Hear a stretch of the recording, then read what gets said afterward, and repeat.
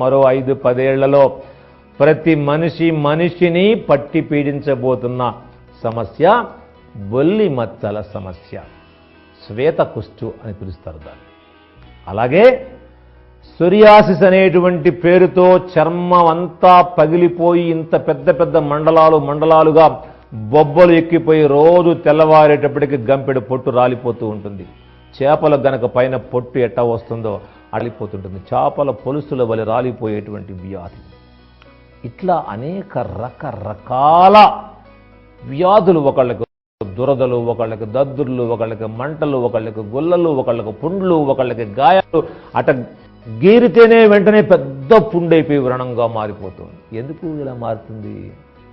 మీరు ఈ విన్నవాళ్ళందరూ మీ ఇళ్లల్లో కానీ, మీ ఇంటి ముందు కానీ, మీ వీధిలో కానీ, మీ ఊరిలో కానీ ఏ మగవాడైనా ఇవాళ ఆనందంగా చిరునవ్వుతో, మందహాసముతో, ప్రశాంతమైన వదనముతో ఉన్నవాళ్ళు ఎక్కడైనా మీకు కనపడుతున్నారేమో చూడండి.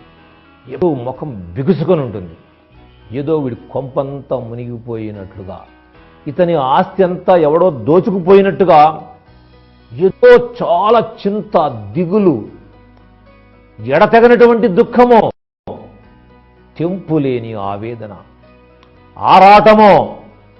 ఎందుకోసం ఇది? ఎంతకాలం ఇక్కడ మనం జీవిస్తున్నాం? మనం ఎందుకు ఇంత తీరని వేదనతో సతమతమైపోతూ ఆ వేదనలో నుంచి పుట్టేటువంటి విష రసాయన పదార్థాలను రక్తములో నింపుకుంటూ శుద్ధముగా ఉన్న రక్తాన్ని అశుద్ధము చేసుకొని ఈ చర్మ రోగాలను కొనుక్కొని అది గీరుకోలేక, ఆ రోగాలు బాపుకోలేక చర్మ వైద్యుల దగ్గరకు తిరిగి అష్ట కష్టాలు పడినా కూడా విమోచనము లేక, దేవుడా ఎవరు నన్ను కాపాడుతారు అని అప్పుడు ఏడిస్తే ఏం ప్రయోజనం చెప్పండి? చిన్న చిన్న జాగ్రత్తలతో ఆహారములో ఏవి తినకూడదు, పడని పదార్థాలు, చేపలు, పాలు, మాంసము, పాలు, కోడి పాలు, ఇట్లాంటివి కలిపి తీసుకోకుండా జాగ్రత్త పడితే రక్తము శుద్ధిగా ఉంటుంది కదా. పడని పదార్థాలు తింటే పడకెక్కడము ఖాయమో అది తెలుసుకొని ఈ చర్మ వ్యాధులు రాకుండా అతి చక్కని సులభమైన ఒక ఆహార విధానాన్ని అందించటం కోసం మన పీఠం వైద్యులు డాక్టర్ ఏల్చూరి రాజా రంజిత్ ఎండి ఆయుర్వేద సిద్ధంగా ఉన్నారు. చక్కగా వ్రాసుకోండి. ప్రగతికి మూలం పురుషుడు. ఈనాడు పురుషుల్లో చాలామంది అనేక రకాల చర్మ వ్యాధులతో బాధపడుతున్నారు. ఇలాంటి చర్మ వ్యాధులతో బాధపడుతున్న వాళ్ళు వీటిని ఎలా తగ్గించుకోవాలో, చర్మ వ్యాధులు లేని వాళ్ళు ఎలాంటి ముందు జాగ్రత్తలు వహించాలో మేము చెప్తున్నాం. జాగ్రత్తగా తప్పులు లేకుండా రాసుకోండి. గోమూత్రం 30 గ్రాములు, తిప్పతీగ పొడి 3 గ్రాములు, జీలకర్ర పొడి 3 గ్రాములు, పసుపు 2 గ్రాములు,